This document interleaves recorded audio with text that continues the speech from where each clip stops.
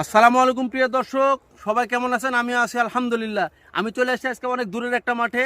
এখানে এক ভাইয়ের মাটি আছে, কতখানি মাটি, অল্প জায়গার মধ্যে কত আবাদ করা যায় এটা আমি আপনাদেরকে একটু দেখাবো এবং আমাদের ওই কৃষককে আপনি দেখাবো। আসসালামু আলাইকুম ভাই। ওয়ালাইকুম আসসালাম। ভালো আছেন ভাই? আলহামদুলিল্লাহ। এখানে মাটি আপনার কতখানি ভাই? 7 শতক। 7 শতক? জি। 7 শতকের মধ্যে আপনার এগুলো সব আছে নাকি? সব। আমার প্রিয় দর্শককে একটু আপনি দেখাবেন যে এতটুকু মাটির মধ্যে কত আবাদ করা যায়। এটা কি আছে ভাই? এটা এটা সিম। সিম। সিম। ক্যামেরাম্যান এখানে দেখেন তো ভাই, এটা এটা মিষ্টি লাউ। মিষ্টি কদু। মিষ্টি কদু। মিষ্টি কদু। ক্যামেরাম্যান আসেন আর একটু দেখান। আবার গাছ হচ্ছে। এটা কিসের গাছ ভাই? এটা ওই টমেটো, এটা মিষ্টি কদু, এটা মিষ্টি কদু। এগুলো মিষ্টি কদু। আর এটা টমেটো।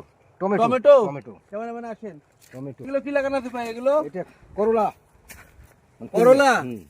আমাদের রাজশাহীর ভাষাতে এটা করলা বলে, আপনাদের এখন অন্য জেলাতে কি বলে ভাই? এদিকে আর কিছু আছে? ধানের বিষয়। বিছানা আছে। এটা কিসের গাছ ভাই? এটা বরবটি। এটা বরবটি। রাজশাহী জেলাতে এটা বরবটি বলে। আপনাদের জেলায় অনেক জেলায় আছে, ওগুলোতে এখন কি বলে?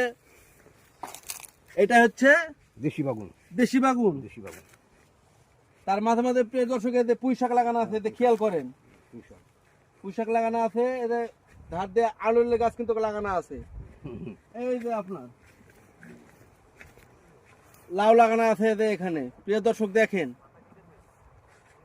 তো, এটা হচ্ছে আমাদের এই কৃষক। এখানে মাটি আছে 6 থেকে 7 শতক। এই মাটির মধ্যে আপনার কমপক্ষে দেখলাম যে 10 রকম জিনিসপত্র লাগানো আছে। তো প্রিয় দর্শক, আমাদের আনাচে কানাচে যেখানেই যতটুকু মাটি থাকে আমরা কিন্তু কেউ ফেলে রাখবো না, অবশ্যই কিছু না কিছু করব। এই যে আমাদের এই বড় ভাই আছে, দেখছেন তো কত সুন্দর একটা জায়গা, কতগুলো আবাদ করে রেখে এই জায়গাটুকুর মধ্যে।